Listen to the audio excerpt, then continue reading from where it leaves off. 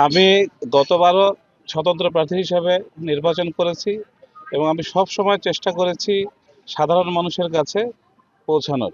তো গতবারের মতো এবারও আমি সাধারণ মানুষের দ্বারে দ্বারে পৌঁছানোর চেষ্টা করছি। আমি তাদেরকে বোঝাতে সক্ষম হচ্ছি যে আমি তাদের মতোই একজন, আমি তাদের কণ্ঠস্বর হতে চাই। এ জনপদে অনেক সমস্যা রয়েছে, সেই সমস্যার যদি যৌক্তিক সমাধান করতে হয় তাহলে সেই সমস্যা সম্পর্কে অবগত হওয়া এবং একটি নির্লোভ মানসিকতা থাকা।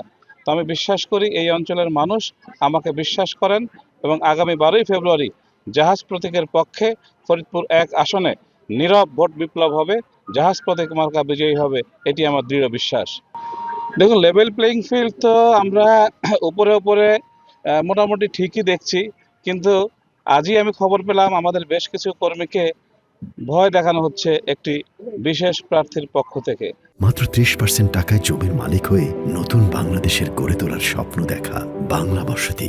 আমি বিশ্বাস করি যে প্রশাসন নিরপেক্ষ থাকবেন এবং যারা পেশি শক্তির ব্যবহার করতে চাইছেন মানুষ তাদেরকে প্রত্যাখ্যান করবে। আমি সবসময় অহিংস রাজনীতিতে বিশ্বাসী। তো আমার নেতা কর্মী এবং শুভাকাঙ্ক্ষীরা তারাও অহিংস রাজনীতিতে বিশ্বাস করে। আমি সবসময় এই আহ্বান জানাচ্ছি যে তারা যেন আচরণবিধি মেনে চলে। তো অন্য কেউ যদি আচরণবিধি মেনে না চলে এবং বারংবার উস্কানি দিতে থাকে তাহলে শেষমেশ কি হবে সেটি তো এখনই বলা মুশকিল। তবে আমার পক্ষ থেকে এবং আমাদের কর্মী সমর্থক এবং ভোটারদের পক্ষ থেকে এই আশ্বাস আমি দিতে পারি যে আমরা কোনো উস্কানিতে পা দেব না। আমরা চুপচাপ থেকে আগামী 12ই ফেব্রুয়ারি জাহাজ প্রতীকের পক্ষে ভোট দিয়ে জাহাজ মার্কাকে বিজয়ী করার মাধ্যমে জনগণের অধিকার আদায় করে ছাড়ব।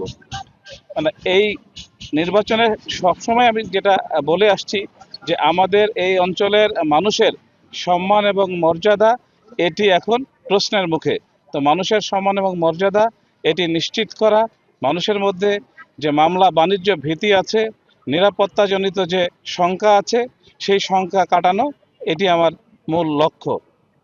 অকারণে কেউ যেন হয়রানি না হয়, কোনো মানুষকে যেন অসম্মানিত হতে না হয় সেটি নিশ্চিত করতে চাই।